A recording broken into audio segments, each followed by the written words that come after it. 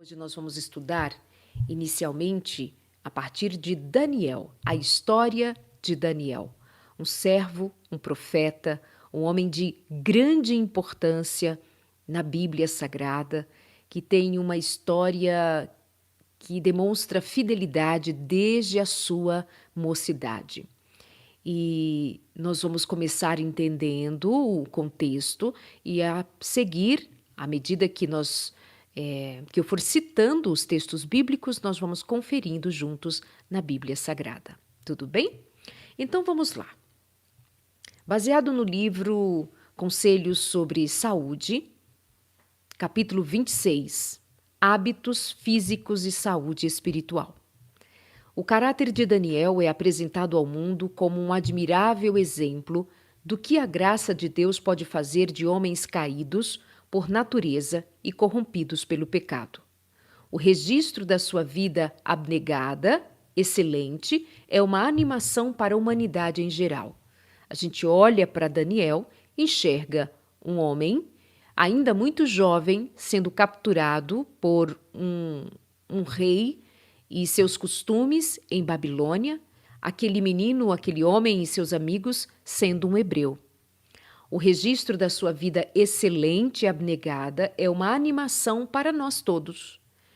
Dele, da história de Daniel, nós podemos reunir força para resistir nobremente à tentação e firmemente, e na graça da mansidão, suster-nos pelo direito sob a mais severa provação, fazer o que é certo, mesmo quando tudo é difícil. Mesmo quando nós estamos em situação difícil, a nossa fidelidade deve permanecer.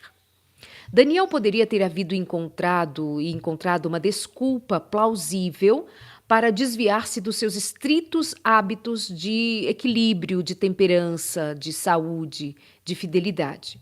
Ele estava, afinal, na corte de Babilônia, não estava na sua casa, não estava com a sua família, não estava entre os seus, portanto, ali era uma situação totalmente adversa, mas Daniel permaneceu fiel. E isso é muito importante. Essa é a chave para qualquer área da vida da gente. O quanto nós somos fiéis aos nossos princípios, aos nossos valores, ao que nós sabemos ser a verdade, ser a coisa devida a fazer. Você sabe que muitas vezes nós usamos das nossas desculpas. Você sabe que muitas vezes nós justificamos os nossos erros porque dizemos: estava num lugar diferente, eu estava em companhia de pessoas diferentes, eu não queria ser desagradável, eu fiquei com medo, eu não quis trazer maiores dificuldades, ou eu achei que era exagero, eu achei que seria um fanatismo, e nós vamos dando as nossas desculpas, mas, no final das contas, teremos que admitir a nossa infidelidade ao dever. Daniel não. Daniel bem diferente. Ele poderia ter, sim, encontrado uma desculpa para desviar-se dos seus hábitos, dos seus costumes, das suas práticas, mas a aprovação de Deus era para ele mais caro do que o favor do mais poderoso poder terreno.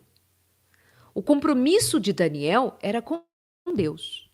Acontece que muitas vezes nós temos compromisso com o nosso eu, com a nossa vontade, com o nosso desejo, e nós não temos coragem, ousadia de enfrentarmos nossos desejos, nossas vontades, que em circunstâncias gerais traem o nosso compromisso com Deus.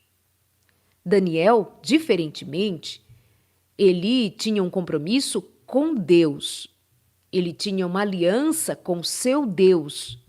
E mesmo na corte em Babilônia, ele foi fiel ao seu Deus. Até mesmo o compromisso de Daniel o colocou numa situação de fidelidade tão grande que a sua vida fora colocada em risco. Mas, mesmo com a sua vida em risco, ele preferia rogar pela fidelidade a Deus. Bonito isso, né?